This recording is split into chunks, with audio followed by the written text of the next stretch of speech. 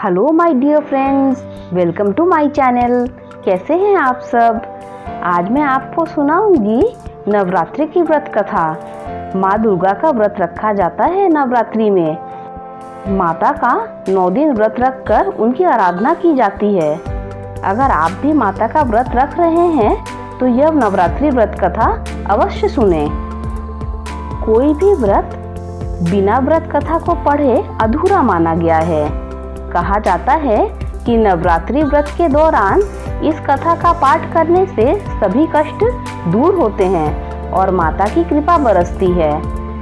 नवरात्र व्रत की कथा ब्रह्मा जी ने बृहस्पति जी को सुनाई थी।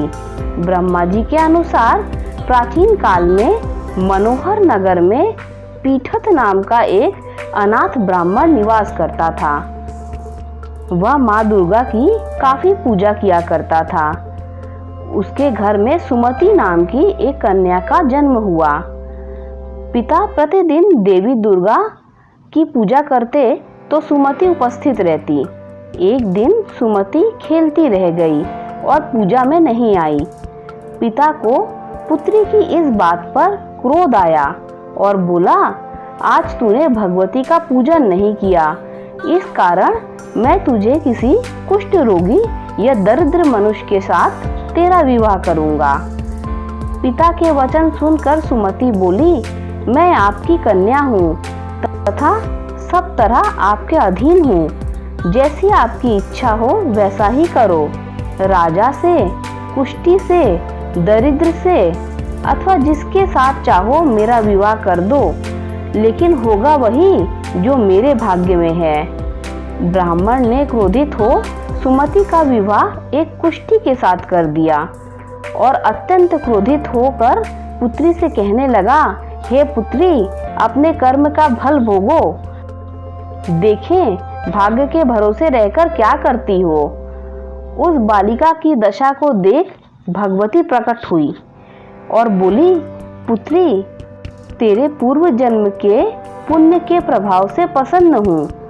तू पूर्व जन्म में निषाद की स्त्री थी और अति पवित्र थी। एक दिन तेरे पति निषाद ने चोरी की। चोरी करने के कारण तुम दोनों को सिपाहियों ने पकड़ लिया और ले जाकर जेल खाने में कैद कर दिया। नवरात्र के दिनों में न तुमने कुछ खाया न ही जल पिया। इस प्रकार 9 दिन तक नवरात्र का व्रत हो गया। हे ब्राह्मणी, उन दिनों जो व्रत हुआ उस व्रत के प्रभाव से प्रसन्न होकर मैं तुम्हें मनवांछित फल देती हूँ। जो तुम्हारी इच्छा हो सो मांगो। उसने माँ से कहा कि हे माँ, मेरे पति का कोढ़ दूर करो। देवी ने कहा, उन दिनों तुमने जो व्रत किया था उस व्रत का एक दिन का पुण्य पति का कोढ़ दूर करने के लिए अर्पण करो। उस पुण्य के प्रभाव से तेरा पति कोढ़ से मुक्त हो जाएगा। तब उसके पति का शरीर भगवती दुर्गा की कृपा से कुष्ठ रोग से रहित हो गया।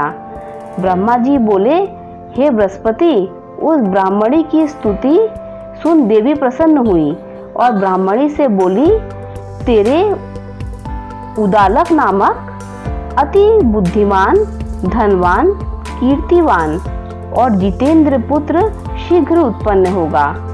सुमति ने माँ से कहा, भगवती दुर्गे, आप मुझ पर प्रसन्न हैं तो कृपा कर मुझे नवरात्र व्रत की विधि और उसके फल का विस्तार से वर्णन कीजिए। देवी दुर्गा ने बताया, आश्विन मास के शुक्ल पक्ष की प्रतिपदा से लेकर 9 दिन तक विधि पूर्वक व्रत करें। यदि दिन भर का व्रत नहीं कर सके तो एक समय भोजन करें। घर में घट स्थापन करें और वाटिका बनाकर उसे प्रतिदिन जल से सींचे। नित्य विधि सहित पूजा करें और पुष्पों से विधि पूर्वक अर्घ्य दे। खंड, घी, गेहूं, शहद, जौ, तिल, बेल, नारियल, दाख और कदम्ब आदि से हवन करें। गेहूं से होम करने से लक्ष्मी की प्राप्ति होती है। खीर एवं चंपा के पुष्पों से धन की और बेल पत्तों से तेज व सुख की प्राप्ति होती है। बिजौरा के फल को अर्घ्य देने से रूप की प्राप्ति होती है। जायफल से अर्घ्य देने से कीर्ति, दाख से अर्घ्य देने से कार्य की सिद्धि होती है। आंवले से अर्घ्य देने से सुख की प्राप्ति होती है। केले के अर्घ्य से आभूषण की प्राप्ति होती है।